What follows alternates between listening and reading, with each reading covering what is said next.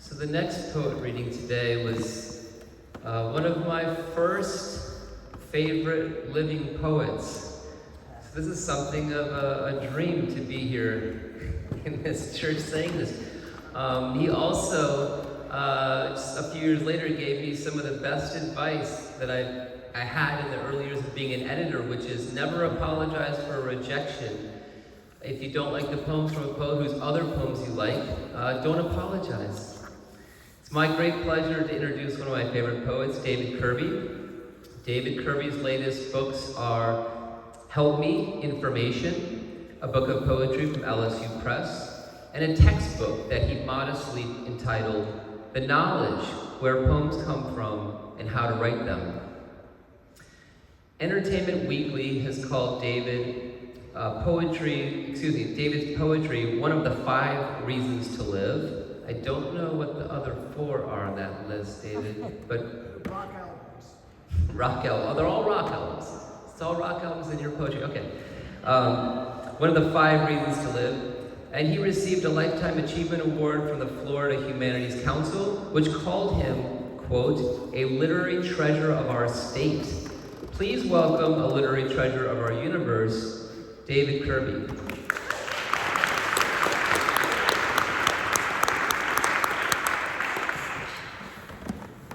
Thanks, Stephen. Thanks, everybody, for coming out on this cold night. I'm going to read 2 very different poems.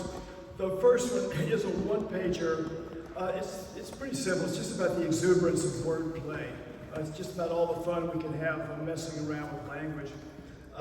It's not in a book yet, but it's going to be in poetry one of these years. It's kind of academic, but to try to compensate for that, I gave it a title that would make any 4th grader laugh. It's called The Man Who Discovered Uranus. William Herschel. Good guy with a telescope, not so much with the lingo. He called his discovery Georgium Sidus, or Georgian Star, after George III, but the name didn't stick. In France, where the name of the British king was to be avoided at all costs, the planet was known as Herschel until the name Uranus was universally adopted. But that's the way it goes. The biggest mistake you can make is to play a song for a friend and expect them to love the lyrics as much as you do. There you are, blinking back tears, while your friend is hoping that an airplane hits your house so they don't have to listen to this lugubrious shit anymore. Though lugubrious is a wonderful word, isn't it? Because it sounds exactly like someone crying, but it's also funny, like a Buick or a waffle. Notice I'm talking about single words here, not phrases like Christian bachelorette party or oblong farinaceous compound, which is what Henry James actually called his waffle in a memoir. Oh, Henry, why couldn't you just say waffle? No wonder nobody reads you anymore except me.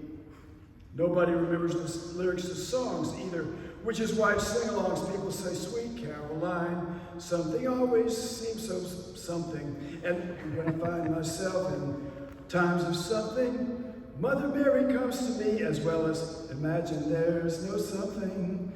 You remember talking with your buddies when you were a teenager though, right? Not the substance of the conversation, just the talk. You were becoming unstuck from your family. You wanted sex, but you weren't really sure what it was. The jokes were pure anarchy, and it took place in a car about the size of a jail cell, and just as far from your parents' world, from school. I think language is more than capable of looking out for itself, don't you? I mean, when was the last time you looked at the list of synonyms for baffled? They're among the best in the English language. Puzzled, nonplussed, discombobulated, flummoxed, dumped, fogged, bewildered, buffaloed. Maybe we should just shut up.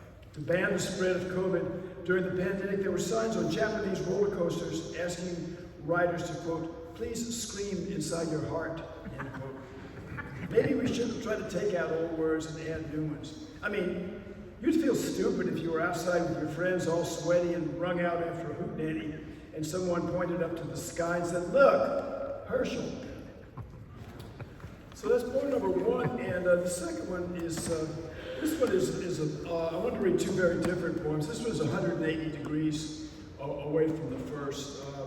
I taught myself a trick. It wasn't a poetry trick, but it became one, which is when you can't figure something out, put it next to an analogous situation, and let the two of those work it out. They'll tell you what to think.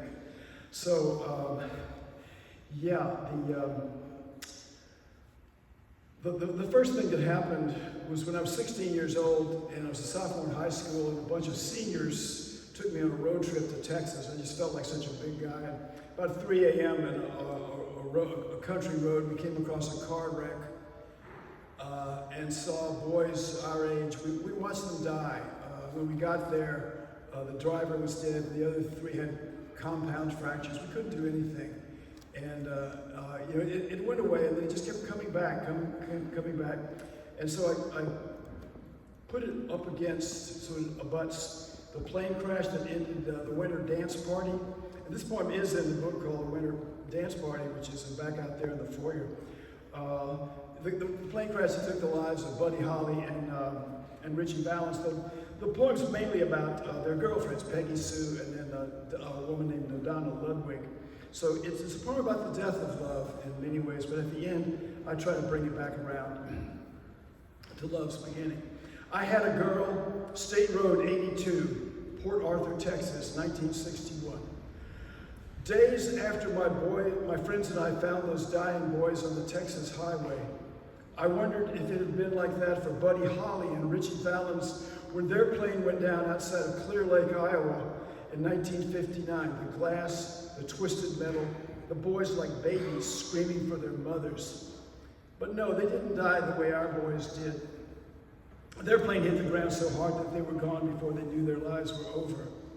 And then there was silence, a little wind, a startled animal shivering in its lair until the sun came up hours later and the search party arrived. Always the silence. Then a door slamming, a bell ringing, footsteps. Buddy Holly knocks Peggy Sue Garon down as he rushes to an assembly where he's scheduled to play and doesn't even stop to help her up, though he tells her over his shoulder that she has beautiful lips. And it isn't until months later that Peggy Sue goes to a Buddy Holly concert and hears her name. Her song spooling out of the amplifiers as the band plays a tune first written for Cindy Lou, Buddy's niece, but changed at the last minute so the drummer Jerry Allison, who was the boyfriend of Peggy Sue, from whom he parted recently, could get her back. That same year, Donna Ludwig is dating Richie Valens, and he calls her one night and says the song he's written for her, and sings the song he's written for her over the phone, though she doesn't know it's a real song until she's riding around with her girlfriends one night, and they turn on the radio and they hear, I had a girl, Donna was her name. That was wonderful, said Donna 35 years later. She's a Sacramento businesswoman now, and Peggy Sue is the co-owner of a plumbing company called Rapid Rooter in the same town, though neither knows about the other. Then one day, Peggy Sue hears that there's a real Donna behind the Richie Valens song, so she calls her and says, is this Richie Valens' Donna? I was 16 years old when my friends and I found those boys on that Texas highway. The driver was dead already. Seats, windows, dashboard, everything was painted with whiskey and blood. The other boys screamed and wept. We couldn't touch them. Their bones showed through their flesh. The breath left them, and then the silence again. And then a siren as an ambulance roars up and two medics jump out, one turning aside in horror when he sees what we see. Donna has gotten a lot of calls like the one from Peggy Sue over the years, so she's a little wary. Yes, I'm Richie Valens' Donna. And Peggy Sue says, well, this is Buddy Holly's Peggy Sue. James Marsh's 1993 documentary on the two women ends with a TV commercial for Rapid Rooter, in which Donna Ludwig says, my drain was clogged, and by the time I got out of the shower and blew my hair dry, there was a note on my door thanking me for my business. I'm recommending Rapid Rooter to all my friends. And there's Peggy Sue standing next to a Rapid Rooter van. When there's a plumbing problem, she says, we're here for you. Both women are in their 50s now. What have they learned? That you don't over-dramatize. Everything can be fixed. The important things are few.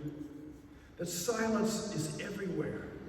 You come out of it, you go back in, and then you hear something like an air brake on the highway, or the wind that comes down to the mountain this time of year, though sharper like a gasp. What is that, you say? And then you know.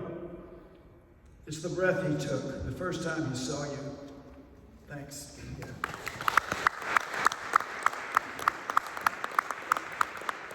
I want to say I like that poem for what it is, but I think everybody in the room can appreciate that the best part is Donna in that car. Can you imagine being out with your girlfriends? You say, my boyfriend wrote a song about me. There's old BS. Listen to it. They turn on the radio. They're going down, Santa Monica Boulevard, and they hear the song Donna coming out of it.